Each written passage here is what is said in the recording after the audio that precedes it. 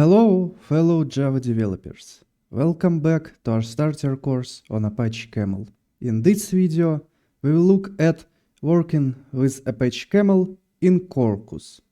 We will take a look at how CamelContext is automatically managed and how can it be configured, routes auto-discovery, properties propagation, which beans are created by Camel extensions, and finally at how to test camel routes in Quarkus. Let's begin. For this video, I've already created a project and we'll take a look at it. This project was created at code.quarkus.io and then some dependencies and of course classes were added. Let's start from the dependencies. Here we have of course Quarkus ARC dependency. We also have GMS extension for connection factory auto-configuration, and the rest are Camel Quarkus extensions. They all have group of org.apache.camel.quarkus. Most basic one is Camel Core. Then we need GMS for GMS component, direct for the direct component, and bean extension for being able to call methods of beans defined in Quarkus application. For testing, we have Quarkus JUnit 5 and JUnit 5 Mockito dependencies, and from the Camel we have this Quarkus mock dependency, which is needed to mock Camel endpoints. In general, these, except for Quarkus GMS, are the essential Camel dependencies that you will see in most Camel Quarkus applications. Of course, GMS is needed only when you need to communicate with message brokers. And of course, other extensions are added as needed.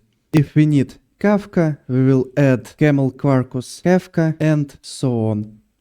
All the dependencies versions are managed by Quarkus Camel BOM import.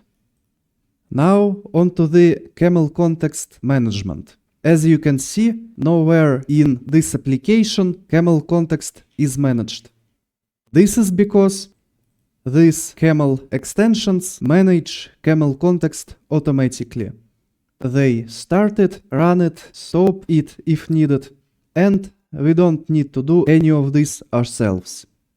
Now, if we want to configure our CamelContext, we can inject it as any other bean declared in Quarkus. And if we see at who produces this bean, we will see that it is our Camel Quarkus core dependency.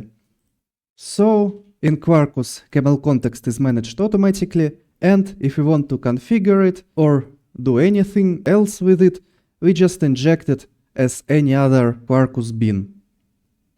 Now onto the routes auto-detection. As you can see here, our classes extending route builder are not marked with application scope annotation. This is because Camel extension for Quarkus auto-detects classes that extend route builder and run routes declared in them automatically. So we don't need any further configuration. As you also can see from this route, we can reference properties declared in application.properties. This is because Camel properties component is also automatically configured to pick up properties declared in Quarkus application. As you can also see from this route, here we reference bean example message transformer. This is application scoped and named class that we have in our Quarkus application as a bean.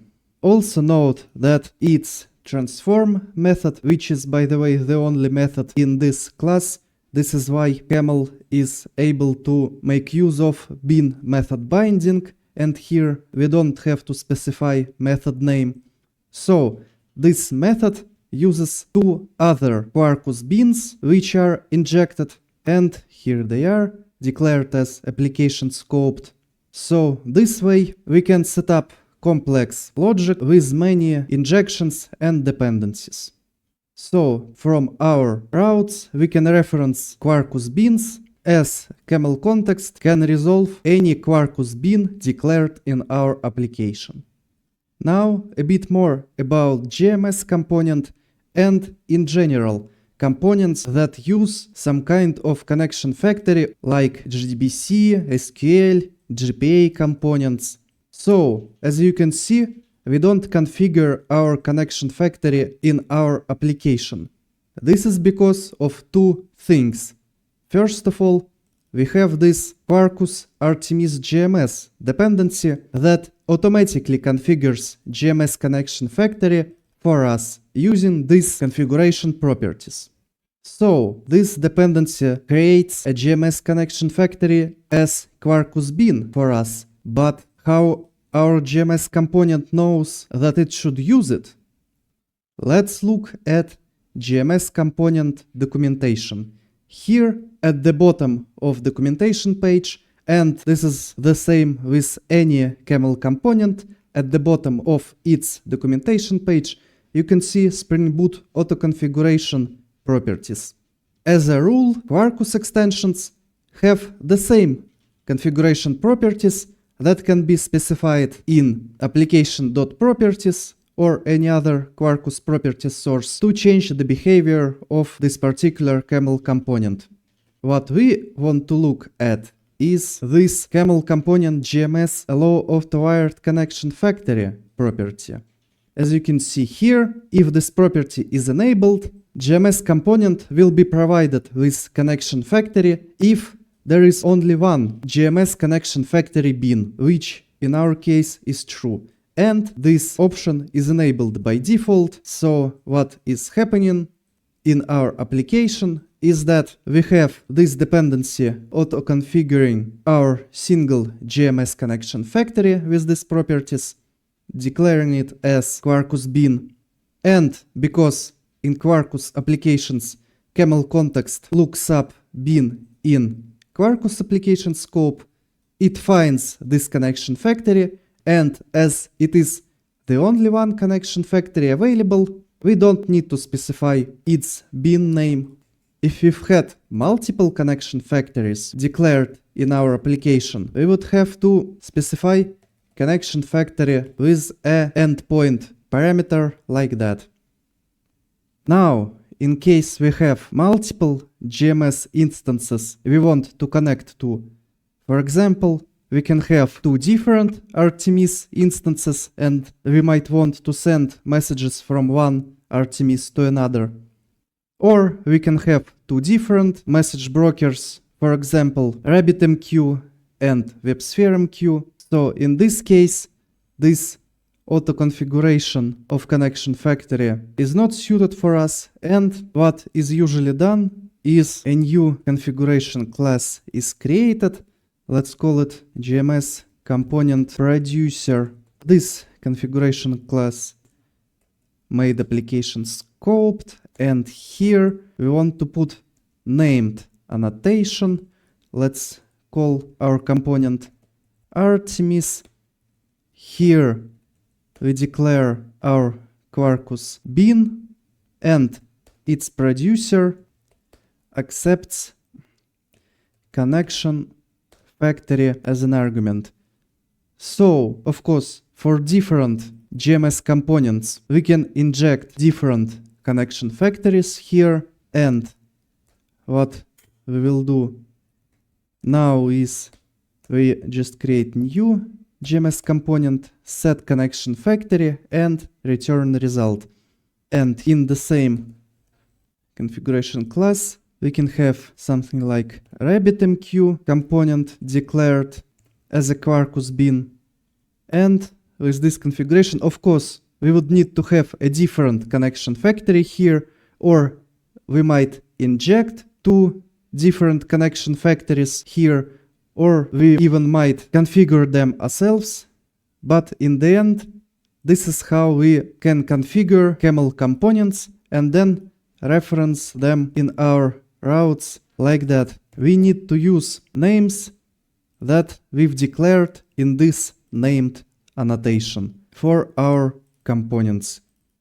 And of course, to inject different connection factories, we would need to use identifier annotation, and here we will provide an ID of those factories. So that's how we're injecting different connection factories to form different Camel GMS components.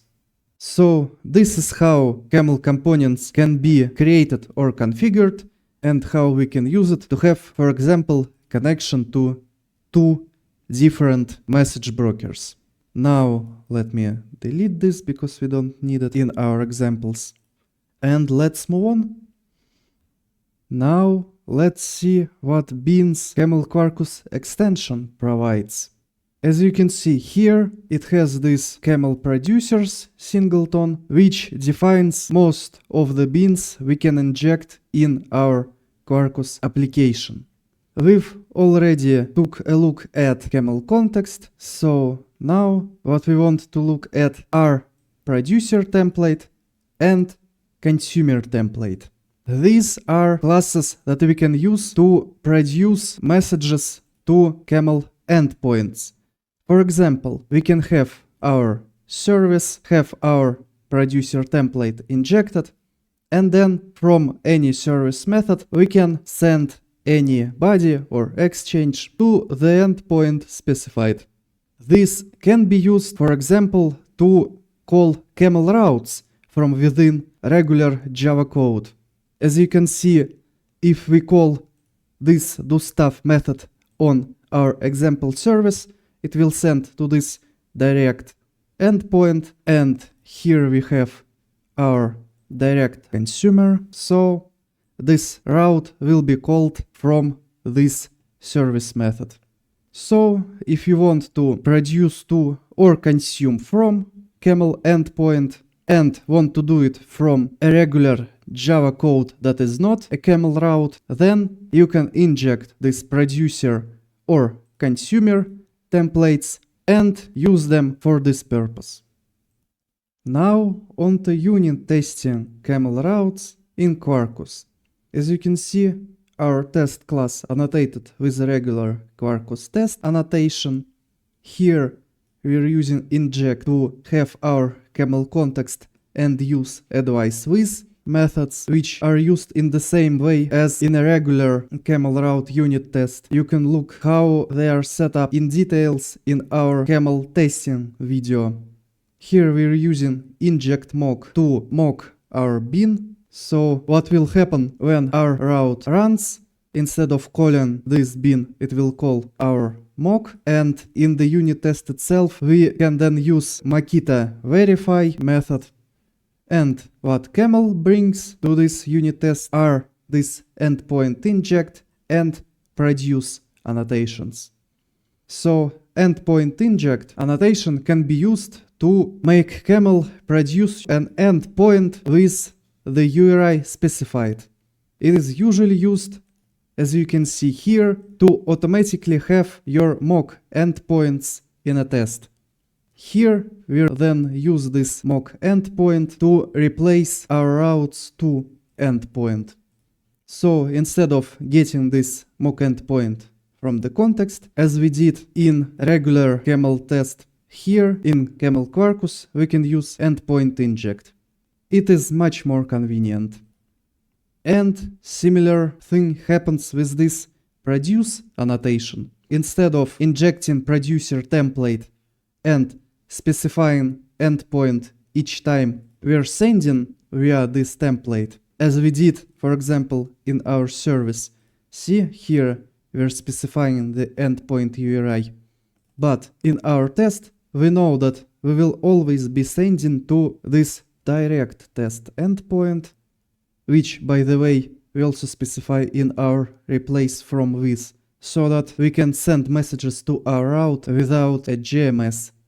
So to this produce annotation we're passing our endpoint, and we have a producer template that is already set up to send to the endpoint specified.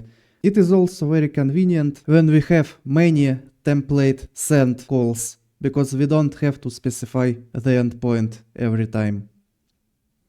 So this is how we can use tools provided by Camel Quarkus for unit testing camel routes. So to sum things up, when we use Camel in Quarkus, we don't manage our Camel context ourselves. It is managed for us by this Camel Quarkus core extension. When we declare our routes, we can just extend route builder and such classes will be detected automatically. We don't need to add them to the context manually. The next important thing is that Camel registry actually looks up beans in Quarkus. This is why it automatically detects GMS connection factory to use with this GMS component. It also allows to reference this bean defined in Quarkus as application scoped and named. We are also able to use Quarkus properties as our endpoint URI's properties placeholders. These properties are resolved from Quarkus properties. And we have Camel Core extension, which produces such Quarkus beans as CamelContext, which is used when we need to configure it manually. Producer template, which we use when we want to send message or exchange to Camel endpoint from our regular Java code, and consumer template, which can be used to consume from Camel endpoints from within our Java code. As you can see, it also has some other beans produced, but they are not used so often, so we will not touch on them here. And finally, when it comes to unit testing our camel routes, we can inject camel context to use advice with.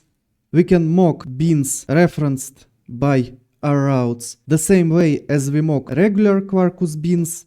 We also have this endpoint inject and produce annotations to simplify acquiring mock endpoints and producer template. We can use regular Camel advice mechanism to replace our routes endpoints with those suited for unit tests like our mock or direct endpoint. And finally, our unit test is created as a regular camel route unit test, with the exception that we can use Makita verify because we mocked our bean.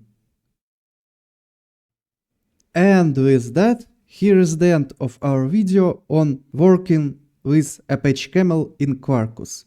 Thanks for joining. Be sure to like, subscribe and hit that bell icon.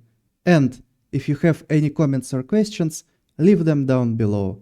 I will answer to all of those. See you in the next video. Until then, happy coding!